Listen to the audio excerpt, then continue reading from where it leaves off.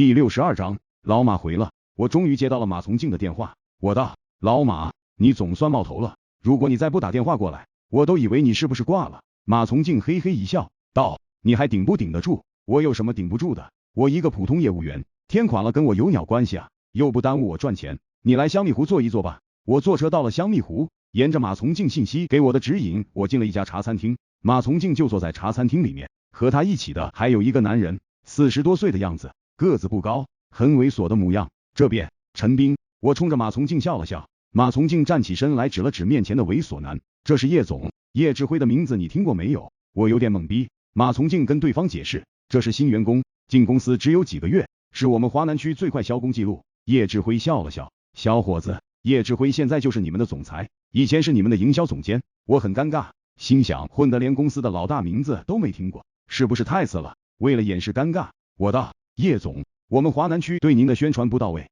我之前的认知只到沈总那个级别，以后这种情况肯定要杜绝。叶志辉指了指马从敬，道：马从敬，你听到没有？要杜绝。马从敬道：关我什么事儿？我现在管华南，那华南肯定得先任马总。马从敬指了指椅子，道：坐嘛，别太拘谨，我和老叶开玩笑呢，你别当真。你知道我为什么叫你来做吗？我摇头。马从敬道：你抵御住了丁子亲自邀约，奖励你的。说句实在话，你的表现出乎我的意料。我一笑，道：老马，你别说的这么尴尬好不好？深圳公司成了什么屁样子你不知道，局面都搞成这样了，我用得着你奖励？我建议你还是把架子放下来，把人归拢了再说，不要搞得喊我来做一下，都像是给了我施舍似的。马从敬罕见的脸红，叶志辉就笑，他站起身来，伸出手来握个手。我刚进来的时候，他窝在沙发上，连挪动的意思都没有，现在却主动起身跟我握手，这说明我们短暂的交流，他对我有初步的认同。马从敬用手摸了摸鼻子，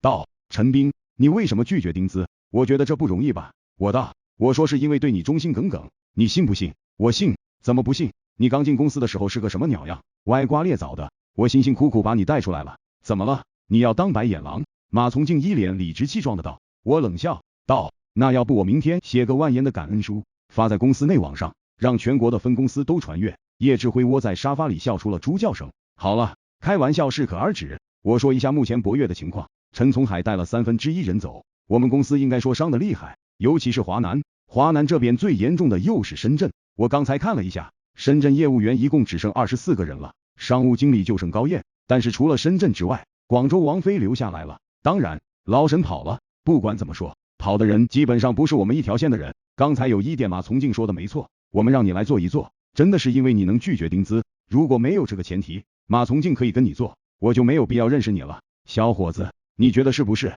这一次我没有在开玩笑，而是认真的点头。叶志辉现在人家是博越的总裁，可以说是我们的老板，他能亲自见我一个销售员的确不容易。叶志辉喝了一杯咖啡，道：目前华南区总监就是马从敬，华南目前有10家分公司，深圳他放弃了，其他9家他已经跑得差不多了，局面稳住了。其实这个事情在今年6月份就在酝酿，8月份马从敬是要干华北大区商务总监的，危机时候他临危受命来深圳，所以陈斌你也看到了，我们这些人是能上能下的，干大区总监的人一定能干商务经理，而且是最优秀的商务经理，这就是制度优势。业务员我们大浪淘沙，留下来的是销工，我们让销工去干经理，又是一次讨喜，优秀的脱颖而出干总监。网上也是一样的，我们这种制度肯定有瑕疵，但是这种瑕疵的弥补就要靠管理者的个人才华和能力。西方的那一套玩意儿过于强调制度的完美，而我们是中国人，我们在设定的制度的时候，还给个人才华留了空间。叶志辉侃侃而谈，他一说话气质就变了，思路清晰，言辞犀利，而一同改变的还有马从敬的态度。马从敬很小意的给他添水，然后把他面前的烟灰缸清理得干干净净，而且他做这么多事情没让我觉得有拍马屁的痕迹。我想叶志辉这个团队是厉害的，开玩笑的时候可以随便开，但是一旦要干事情干工作，态度必须端正，规矩立得比较严明。我后来才知道叶总手下4大金刚早就出名，4大金刚中马从敬排在第1位，是老叶手中的王牌。这一次应对陈从海的危机，资本方和老叶谈妥之后，老叶提前3个月打出了这张王牌，要不然华南肯定全部沦陷。因为华南大区总监老沈都倒戈了，和叶志辉在茶餐厅吃了一些东西，马从敬让我先走。我出来的时候遇到了高燕，高燕叫住我，我跟他讲，叶志辉在里面，进去吧，你估计要准备挑担子了，不要紧张，想一想怎么能捞到更大的好处。高燕的神色一下就变得紧张了，我看他走路的步子都有些变形。这时候我才意识到叶志辉这个名字意味着什么，而我和高燕相比资历太浅了，无知者无畏，所以我能很轻松的应付刚才的场面。我回到公司没多久，马从敬又给我打电话，今天晚上我们再碰一下，等老叶从华南撤了，我就能放开手脚干事情了。这一次陈从海的事情教训深刻，后续我们各公司的管理架构可能都要改变，这对你来说也绝对是机会。